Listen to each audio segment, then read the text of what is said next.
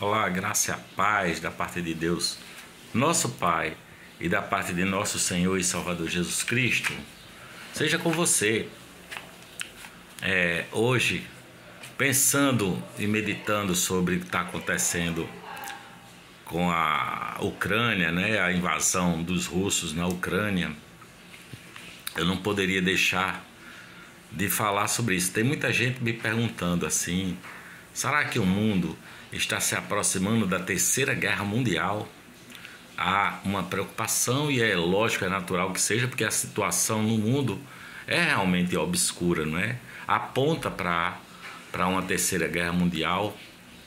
Se nós observarmos as profecias bíblicas, a gente vai perceber que tudo, mais uma vez, está girando a elipse do livro das Revelações, do Apocalipse, não é? Você veja, por exemplo, a situação lá na Ucrânia. Os ucranianos acham que têm o poder de parar a Rússia, e aí só o conflito só aumenta, e aí foguete. Hoje eu vi um vídeo que me deixou assustado de tanto foguete, não é, sendo lançado lá na região. Então, essas questões que acontecem agora no mundo, essas questões escatológicas, estão apontando para o cumprimento da palavra de Deus, não é? Apontam também para o breve retorno de Jesus Cristo. Tem gente que diz assim: olha, há tanto tempo que essa história do retorno de Jesus Cristo, há tanto tempo que se fala sobre isso, que as pessoas acham que não vai acontecer, né? Mas essa situação na Ucrânia aponta para isso também, não é? Porque a palavra de Deus se cumpre no tempo de Deus, e nós precisamos discernir os tempos, conhecer as profecias para o nosso tempo, para esse tempo que nós estamos vivendo. Precisamos aprender mais e mais sobre a palavra de Deus. Precisamos desenvolver uma fé inabalável em Jesus de Nazaré para apresentarmos às pessoas o Evangelho de Jesus Cristo, que é o único que tem resposta para as aflições do tempo presente, para as tribulações que o mundo passa, e para, porventura, um conflito mundial, não é? Que é o que aponta aí essa situação dessa guerra, a Rússia com a Ucrânia.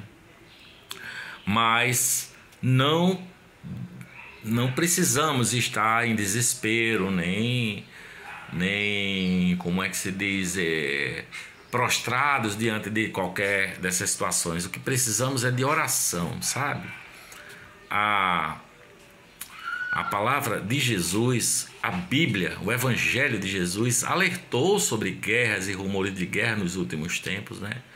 Jesus chega a dizer: olha, haverá pestes, guerras, pandemias, e o mundo ficará assombrado, e as pessoas desmaiarão de pavor com o rugido das águas do mar, né? Ou dos rios, ou das avalanches, ou das barreiras que se arrebentam e derrubam e matam centenas de pessoas, como tem acontecido aqui no nosso país, no Brasil. Então a Bíblia diz que o Evangelho fala que o mundo vai ficar tão ruim, mas tão ruim, tão difícil, que Jesus de Nazaré virá nos tirar e depois julgará as nações. Ele virá nos buscar no que a gente conhece como arrebatamento. E quando o mundo ficar nessa situação tão difícil, a sua igreja, a igreja de Jesus de Nazaré, será arrebatada para viver eternamente naquele país que ele foi preparar, naquela cidade que ele foi preparar, pura, santa e boa, onde não há dor, nem doença, nem morte, nem gemido, nem lágrimas, nem clamor, nada disso, porque tudo isso já terá passado. Mas o Evangelho alerta para a situação que o mundo vai ficar, né? Entendeu? Então nós precisamos buscar honrar a Deus, precisamos arrependermos dos nossos pecados, não só os que conhecemos, mas aqueles também que nos são ocultos, porque Deus vê tudo, né? Deus está cumprindo as profecias nesse tempo que nós estamos vivendo, mais do que qualquer geração, mesmo na época de Jesus, quando ele andou aqui nessa terra. Hoje a gente tem cumprimento de profecia para todo lado, né? Mas o meu conselho para você é que você permaneça forte. Vamos permanecer forte em nossa fé. Precisamos orar pela paz no mundo. Precisamos pedir a Deus pela paz no mundo, para que o mundo, a sua cidade, a sua casa, a sua família sejam abençoadas, para que Deus abençoe a todas as cidades do mundo. A gente já fez aqui alguns vídeos sobre o livro das Revelações, conhecido como o Apocalipse, né? Que trata dessas e de outras questões, de revelar, tirar o véu da situação atual no mundo. Então, muitas vezes, essas revelações do Apocalipse são vistas como sendo um momento estanque, onde Deus vem e num sopro aniquilará todas as coisas, né? Mas não é assim. O que foi revelado, o que tem sido revelado, não é? Desde a plenitude dos tempos. A plenitude dos tempos é quando Jesus de Nazaré botou o pé nesse mundo, sendo ele Deus, né?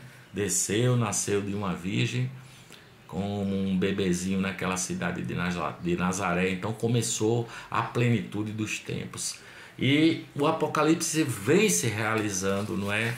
Vem como um ciclo que de tempos em tempos se amplia e gira, e nós estamos vendo as revelações acontecerem, não é? No mundo. Então eu quero chamar você para que nós nos preocupemos com aqueles que vivem sem Deus no mundo, sem Cristo, que vivem dessa forma, sem conseguir vivendo em trevas mesmo, na verdade, né? Precisamos orar por essas pessoas, sabe? Precisamos pregar o evangelho, na verdade, né? E eu quero concluir esse vídeo com uma oração do rei Davi. Vou pedir para meu amigo Rodney, que está aqui, pegar a Bíblia. Pega ali, Rodney, aquela Bíblia que está lá em cima do centrinho, por favor, meu irmão. Quero fazer esta oração do rei Davi em prol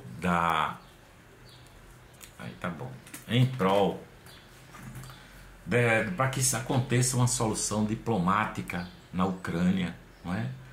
E essa situação se resolva. Vamos ver então o que diz o rei Davi no Salmo 31, porque esse salmo se encaixa direitinho na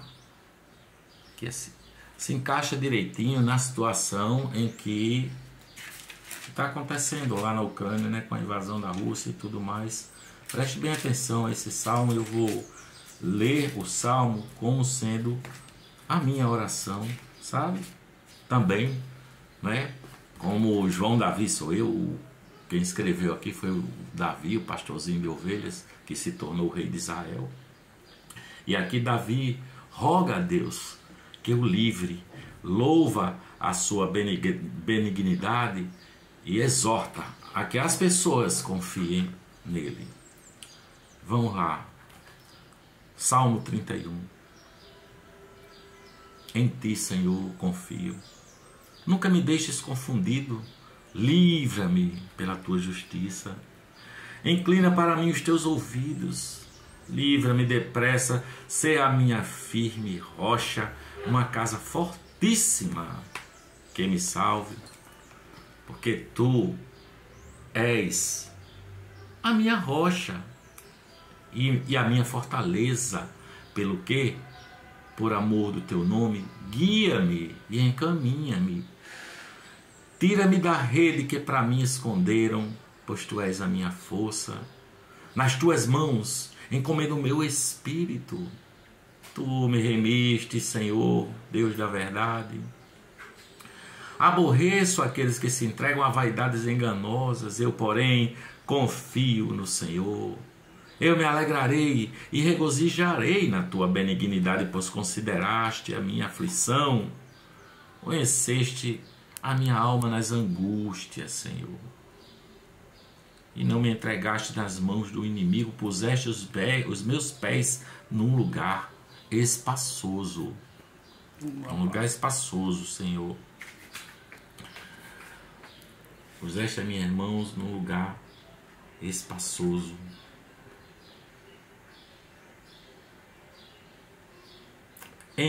Tem misericórdia de mim, ó Senhor. Tem misericórdia de mim, ó Senhor, porque estou angustiado. Consumidos estão de tristeza os meus olhos, a minha alma e o meu corpo, porque a minha vida está gasta na tristeza e os meus anos de suspiros. A minha força descai por causa da minha iniquidade e os meus ossos se consomem. Por causa de todos os meus inimigos, fui o opróbrio dos meus vizinhos e um horror para os meus conhecidos. Os que me viam na rua fugiam de mim. Estou esquecido no coração deles, como um morto. Sou como um vaso quebrado. Pois ouvi a murmuração de muitos, temor havia ao redor, porquanto todos se coluiavam contra mim e intentam tirar-me a vida. Mas eu confiei em ti, Senhor, e disse: tu és o meu Deus, os meus tempos estão nas tuas mãos, livra-me das mãos dos meus inimigos e dos que me perseguem. Faze resplandecer o teu rosto sobre o teu servo, salva-me por tuas misericórdias. Não me deixe confundido, Senhor, porque te tenho invocado.